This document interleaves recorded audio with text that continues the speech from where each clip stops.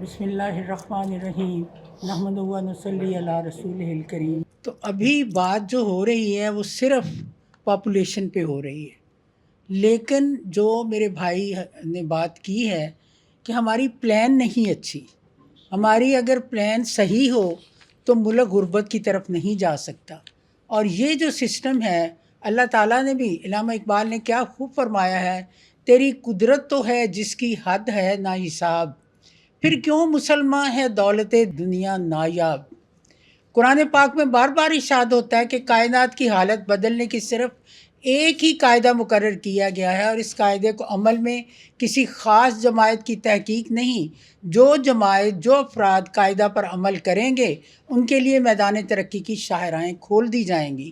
جو ان قاعدوں سے منحرف ہوں گے، خواہ وہ مسلمان ہوں یا نصرانی ہوں، یہودی ہوں، وہ پستی کی طرف لے جائے گی۔ قرآن کریم محض نظری علوم و حقائق کا مجموعہ نہیں، بلکہ اس میں تمام امور نہایت طور پر بتلائے گئے ہیں۔ پہلا ہے تحصیل علوم، اس عملی ترقی کی پہلی شرط ہے، بلکہ بہترین مسلمان وہ ہو سکتا ہے جو دین کا کامل حامل ہو، کمالات علوم و فنون کا اکتساب کرے۔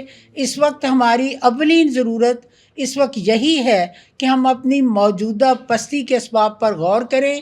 اس کی اصلاح سے ہمارا شمار دنیا کی خوشحال سابقدار قوموں میں ہو سکتا ہے۔ علامہ اقبال نے کیا خوب کہا ہے، جب اس انگارہ خاکی میں ہوتا ہے یقین پیدا، جب اس انگارہ خاکی میں ہوتا ہے یقین پیدا، تو یہ کر لیتا ہے بالوں پر روح الامین پیدا۔ تو یہ ساری چیزیں جو ہیں، آج ہم اس بات کا پاپولیشن کی رونی کر رہے ہیں، تو ہمیں دیکھنا چاہیے کہ قومی یہ جو پستی ہے اس کو دور کرنے اور قومی ترقی کو قائم رکھنے کا مجرب نسخہ ہمارے سامنے ہے۔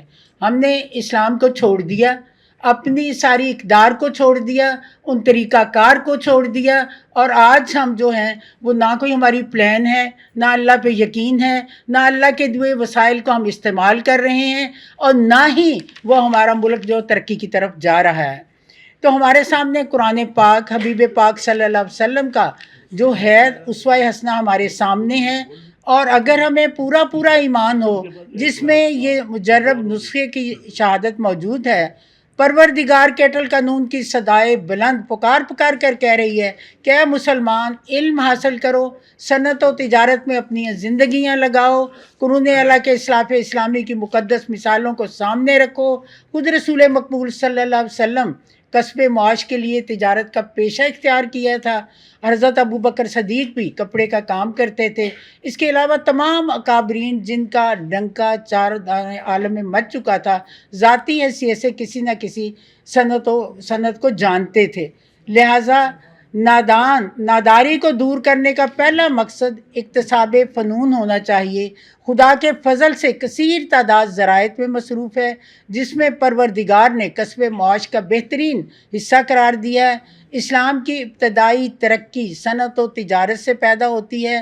حضرت علامہ اقبال نے کہا تھا، دیکھے تو زمانے کو اپنی نظر سے، افلاک منور ہو تیرے نور سحر سے۔ اور سب سے پہلے جو ہے ناداری کا، اب آپ دیکھیں کیا وسائل ہیں۔ زکوٰۃ کا اگر صحیح مصرف ہو، اور اس کے ساتھ ساتھ جتنے اسلام نے اصول دیے ہیں، اور بھی بہت سارے نافلہ بھی ہیں جو جس طریقے سے کیا جاتا ہے، اگر اس کا صحیح طریقے سے ہو تو کوئی غربت نہیں رہ جاتی۔ اور جو چیز جو ہے، اب آپ دیکھیں اسلام نے کیا کیا طریقے کیے، وصیت بھی ہے اور وقف کرنے کا بھی طریقہ کار ہے۔ جائیدادیں بھی حضرت ابوبکر صدیق کے زمانے میں بھی جائیدادیں وقف کیا گیا۔ وہ جو پلان ہے نا جو اسلام نے ہمیں دی ہے، ہم اس کو فالو نہیں کر رہے۔ اگر ہمارا زکوٰۃ کا سسٹم صحیح ہو جائے، اگر ہمارا بیت المال کا سسٹم صحیح ہو جائے، اگر امیر جو ہیں وہ جتنی پراپرٹی باہر لے جاتے ہیں اور اس کا کیا اثر ہوتا ہے کہ وہ ضائع ہو جاتی ہے، وہ ضائع ہو جاتی ہیں اور وہ کسی نہیں رہتی. اگر یہی اپنے ملک کے اندر ہو تو ہمارے پلان بھی ہو, ہمارے اسکول بھی بنے, ہمارے غریبوں کو رزق بھی ملے, سارا کچھ بیڈ پلان ہے اور اسلام کے قوانین کو ہم نے فالو نہیں کیا, اس وجہ سے ہم اس جو ہے دلدل میں پھنس گئے ہیں. تو خدا سے یہی لا لگاؤ اور اللہ کے بتائے ہوئے قوانین کے, میں میری بہن بھی بیٹھی ہوئی ہے, جو اللہ نے قوانین دیے ہیں خرچ کے بھی اور جو اپنی چیزوں کو استعمال کرنے کے لیے, جو ہماری ذمہ داری ہے کہ ہم اس کو کس طرح خرچ کرتے ہیں, فضول خرچیوں میں خرچ کرتے ہیں. آیا وہ جو حصہ ہے, جو وصیت کا حصہ ہے, جو وقف کا حصہ ہے, ہم اس کو کس طرح یوٹیلائز کر رہے ہیں؟ اگر یہ چیزیں کریں گے, اسلام کے اصولوں پہ چلیں گے, تو انشاءاللہ ہمارا ملک کی غربت بھی ختم ہو سکتی ہے.